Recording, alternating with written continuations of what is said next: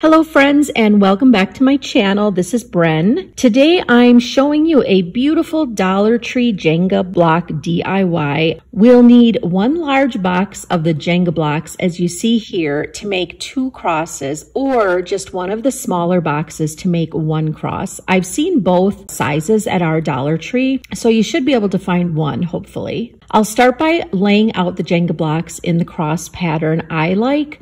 I've dabbled with different layouts and patterns, but this is the one that I prefer, and I keep going back to this one. I always lay out a pattern before using glue, and then I make any adjustments necessary to get the pieces exactly where I want them. In this design, I want the shape of the inner cross opening to mimic the style of the block portion, with the bottom end a bit longer than the top. The inner cross is where our lights will shine through and really elevate the look of this project.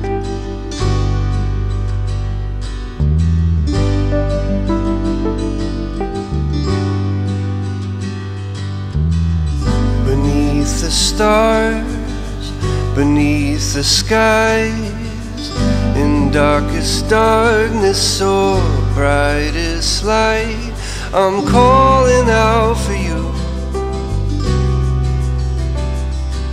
I'm calling out for you. Within the storm, within the fire, when I feel hopeless, you're by my side. So I'm calling out for you. I'm calling out for you. I like using this Gorilla wood glue. It provides a really strong bond, which is needed for this project. Sometimes a film of hardened glue develops over the opening. If that happens, I just use a toothpick to coax it out, and then we're ready to start gluing our pieces together. You really want to be sure to cover the surface of each block that needs to be connected in order to make the cross strong. We certainly don't want things to come apart after all this hard work. And I will oftentimes dab a glob of glue onto the piece and then spread it a bit with my finger to cover the entire surface of the block that's going to be connected. I don't worry too much about excess glue getting pushed out once the pieces are connected though, because we'll be sanding the finished project down before painting anyway. And the sanding will get rid of any excess globs of glue. It's really important to ensure both sides of blocks match each other and are perfectly even and symmetrical before moving on to the next section. Once the glue starts to dry, it can be difficult to move the pieces. I'll usually use a ruler to be sure everything is even and balanced. Once everything lines up perfectly, I'll move on to the next section. Once I'm happy with the positioning of that first section, I'll start adding a few of these clamps to keep all those pieces pushed together as tightly as possible and keep them from moving around. Just don't tighten the clamps so tightly that your pieces start to bow. I usually leave them on each section for about 20-30 minutes before moving them to a different section. At this point, you can see the glue that has been squeezed out between the blocks, so you can just use your fingers to rub it into the wood pieces, or you could wipe it with a cloth if you want. And if you do end up with any gaps or voids or inconsistencies between your pieces, you could use a little wood filler or some wood glue to fill those in. And sometimes I'll add a little extra glue to my finger and rub it into each block connection just for a little extra hold. So I've sped up portions of this video for you guys, but it actually takes a few hours for the glue to be really dry and strong. As you can see here, I'll usually put together several of these at a time and then allow all of them to sit overnight before moving on to my painting or staining or whatever medium I choose. And then, of course, adding the lights and the boxes. I try to do all my painting at once, though, so I just have one mess to clean up when possible. When all my plans start to come undone and there's no one there to see me through, when all my strength has been overcome and there's nothing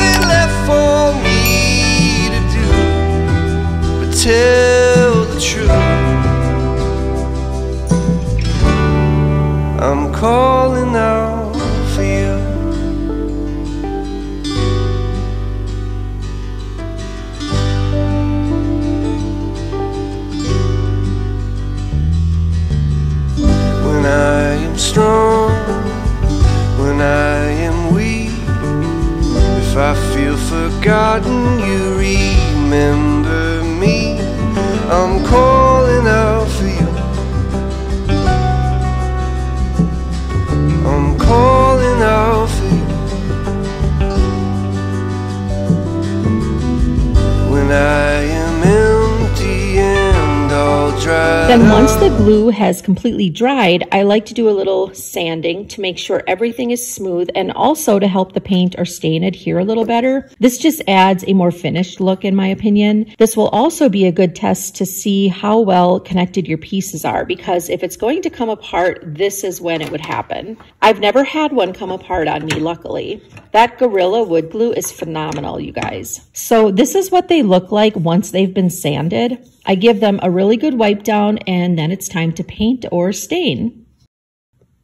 And these boxes are from Michaels, but I've also used some from Dollar Tree. I do like these from Michaels though because they already come with 2 hanger options.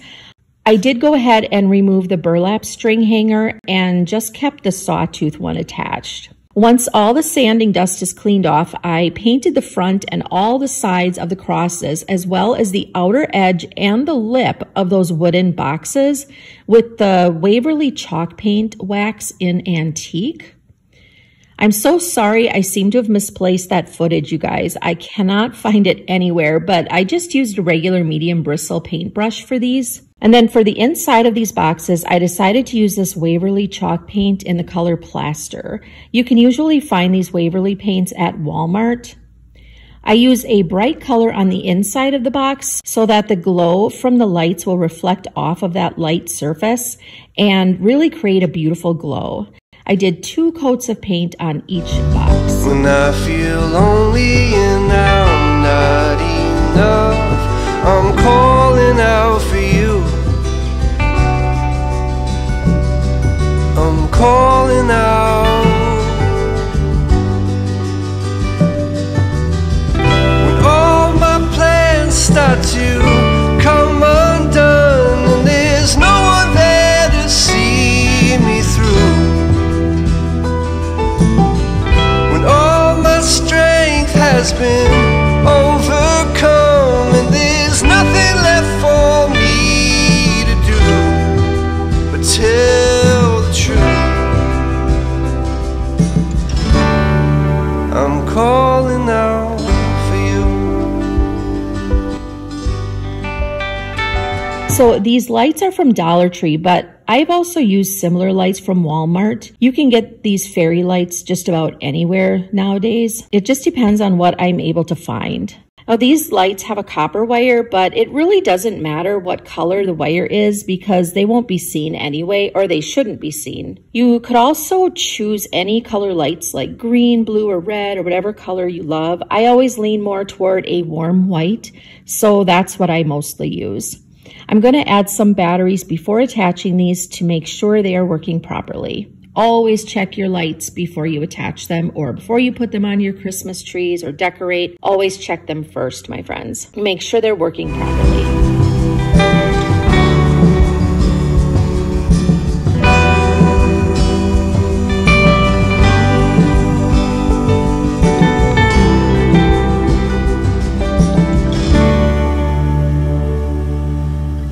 Throughout the day, throughout the years, in all my sorrow and in all my fears, I'm calling out. So I'm checking here to see where I want the box to sit so that I know where the fairy light wires can be placed and not be in the way of the box so that it sits flush with the cross. This will also determine where the battery pack will go. In order to have a nice even glow from those lights, we need to make sure to have the little light bubbles. That's what I call them. I don't know. I'm sure there's a term for them, but we need those little light bubbles attached evenly around that cross-shaped opening, or at least as evenly as we can get them. So I place the first bubble atop a dab of hot glue and hold it for just a few seconds before moving on to the next one.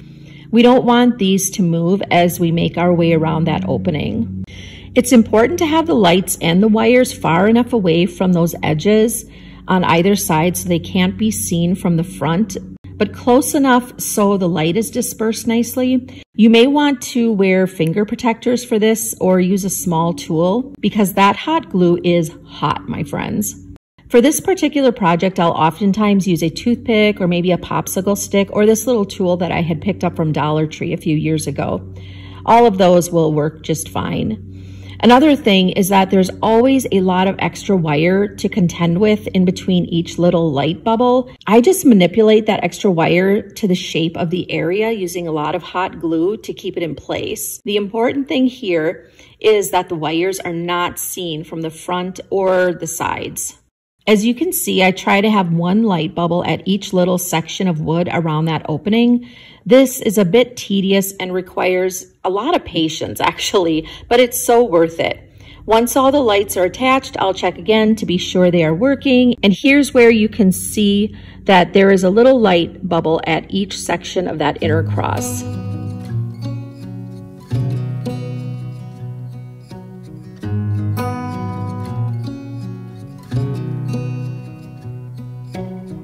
Beneath the starlit sky, our love's secret line, like leaves we soar so high. Beneath the moonlight, the soft touch your hand in mine gets me every time.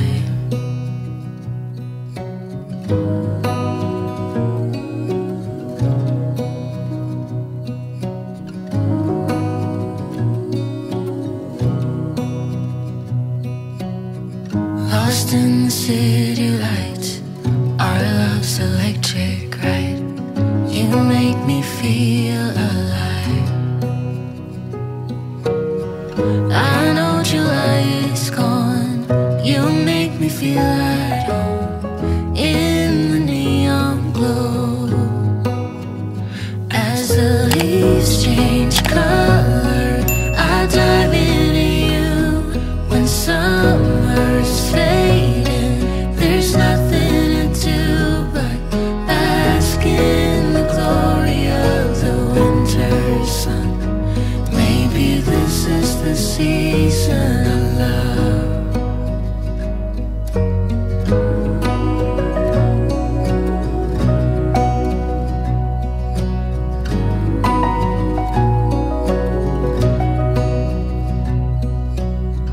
Beneath an endless night, the world spins. Then I'll double check the box location once again and then get ready to glue our battery pack down. Be sure to glue the correct side of your battery pack down. It will need to be accessible to change the batteries. Do not glue these with the cover side down. Using a small line of E6000 glue and then also a good size blob of hot glue to the back of the battery pack and set the pack down, pressing firmly to ensure it isn't going to move.